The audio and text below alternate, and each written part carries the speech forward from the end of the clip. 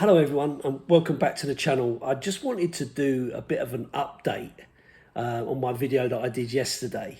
So if you haven't seen it, fair enough. But if you have seen it, you'll realise it was a bit rushed and it was a bit noisy because I was out for the day in Cheddar Gorge. And there was I don't know if it was a motorbike rally or something, or a ride out, something going on. But there was loads and loads of motorbikes going past me as I was trying to speak. So essentially, Morgan Gibbs-White, after 2 weeks of after the here we go, medical booked, release calls triggered, basically has turned his back on the offer from Tottenham Hotspur and decided to sign a mega deal with Nottingham Forest.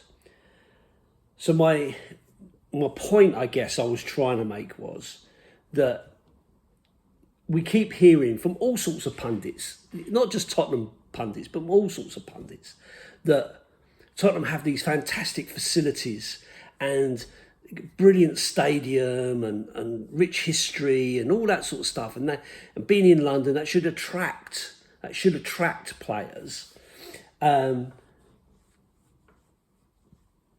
all of a sudden, none of that seems to be relevant in this case. And my argument was, well, if they've just offered him loads more money and he wants to stay there, then all of those things have basically been sold to us as a lie.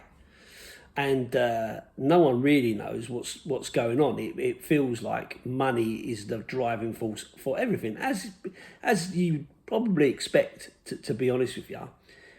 My view very much was, if you start winning trophies, you know, these guys are earning so much money that if you start winning trophies, they'll want to be part of something that's successful. Because after money, once you've got enough money, and God knows how much is enough money for some people, but if you've got money, then the next thing is glory, right? Achieving something really kind of worthwhile. And my hope was that now that we've won the Europa League, maybe that would kind of spur us on to want more of that. I mean, the outpouring of emotion from Tottenham fans was incredible. 200,000 people turned up for that trophy parade. I mean, it gave me goosebumps, and I thought, wow, you know, this is something that's got to excite players and owners and stuff. To let's recreate that, because once you're on that winning roll, then it's gonna lead to something. Surely it's gonna keep building. But sadly, none of that's come about, and we are on this massive roller coaster of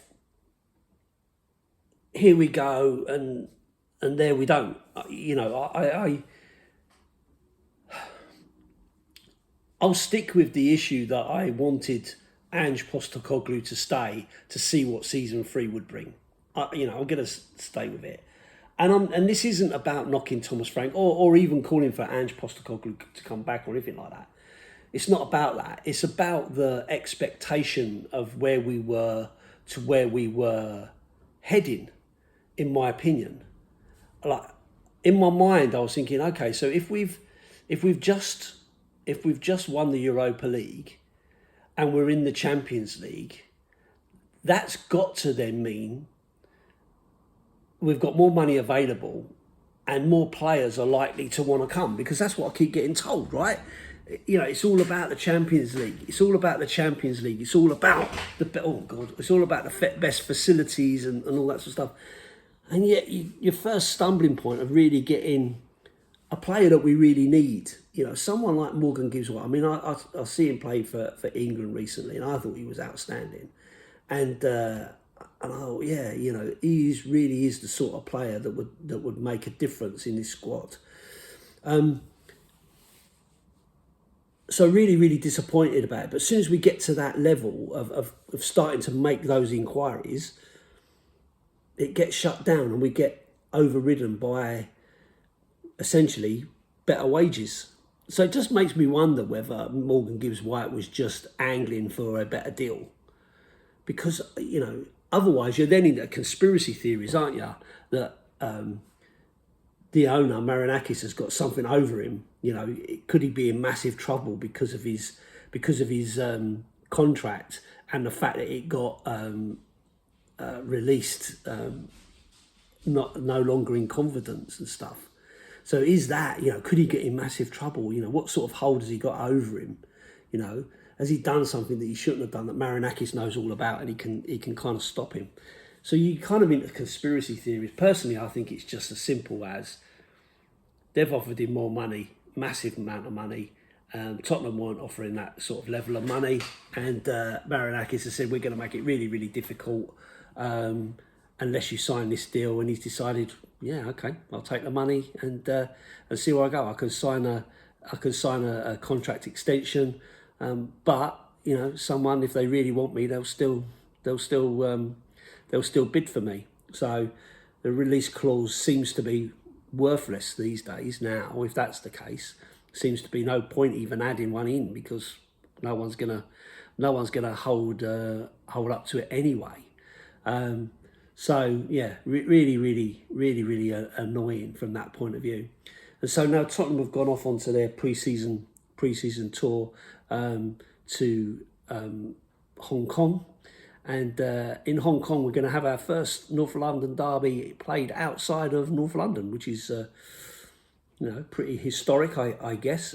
Big thing for all the fans out there in Asia. But again, looking at that squad, when they put that squad on the Spurs app, you look at it, you think, Jesus, that is a really weak squad. Like overall, so first 11, okay, you can put out a decent first 11, but after that, you've got no backup at all. And then they're talking about performing in 4 competitions with only one additional player, and 2 if you count Kota Takai, who is currently injured. Or not travelling because he's injured. You know, did he come injured, or have we injured him as soon as he's got there? Because it's the same thing with Manor Solomon, right? He played all season for Leeds, and now all of a sudden he's returned to Tottenham and now he's injured. Or is that just an excuse not to send him because they're still negotiating, you know, for him to leave? And again, I think that's a political move from that point of view. So is that the case? You know, and they're hiding behind this injured thing. But that squad looks really thin, especially left-sided. Destiny Udogie has not gone. So you are relying probably on Ben Davies to fill in that role, an ageing Ben Davies, to be fair, or Mickey van der Ven maybe to play out that side, or potentially. Jed Spence, God, my mind today. Jed Spence maybe can kind of go out there and do a job. But I mean, in terms of having a player who is specifically the cover for that is desperately needed. And again, you know, we're looking at Maddison in the centre as your main playmaker. It is a worry, you know. Kulusevski is still out. Potentially, I guess, okay, Kudos could go out there or could go in there. But, you know, it is a worry. And then, of course, you've got Mikey Moore staying at home, and you've got Alfie Devine staying at home, and you've got Dane Scarlett staying at home. Which, again, I don't get. Like, I don't get the Dane Scarlett scenario, because we brought him back from his loan last season. And he looked okay. He looked half decent, and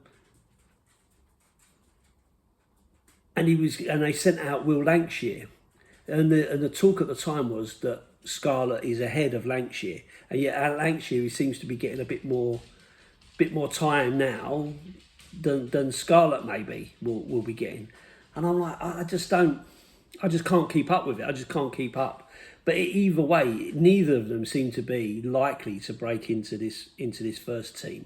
And yet we are relying on Richarlison, who has had such a poor time at Tottenham. You know, he just hasn't really hit the ground running at all at any point. And I know he's had lots of injury, mental health issues, all that kind of stuff. But at the same time, it's just never happening for him. And so it still leaves us really with Solanke as our own main striking outlet. Yeah, okay, Tell can play there, still unproven. Son can play there, not having great time at the moment. Still talk about him going. So it just feels like we are heading into this season in a really, really bad place. We've got time to get players in, but are we going to get them in to bed them in? Are we going to get them in to be able to get to the levels that we want, to fit into the places we want? It just feels like such a big job, and it fills me with the fear of what I said at the beginning, or once they dismissed Postecoglou, in that we're just going back through this rinse and repeat scenario of every 18 months bringing a new manager and make out we're creating a new project and we're trying to get this player and that player, but not really doing it, and we're just kind of being pushed from pillar to post doing the same old things.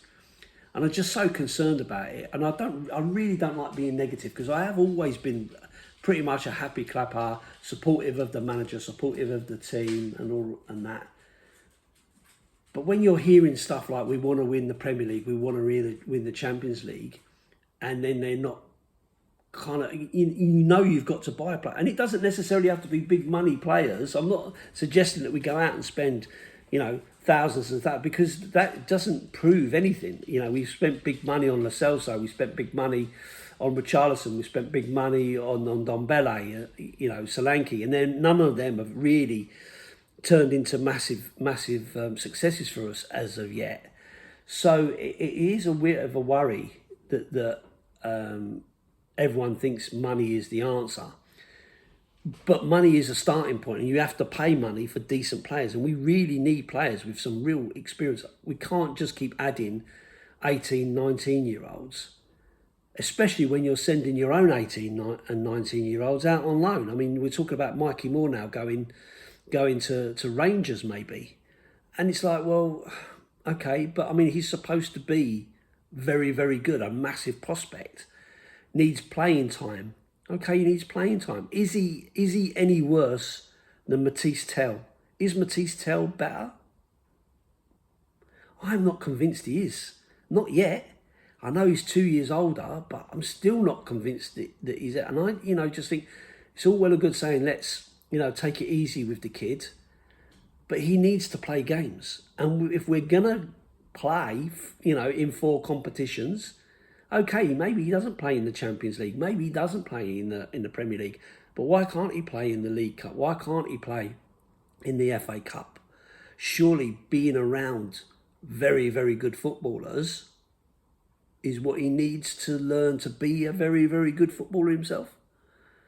I don't know. It's a real difficult one. Unless they've got this massive here we go in the background that we don't know about, and then Johan Langer is kind of working his magic under our noses without anyone knowing. I don't know. But it is very, very frustrating. And I guess to a certain extent, these last 3 videos will probably be very, very similar in what I've been saying.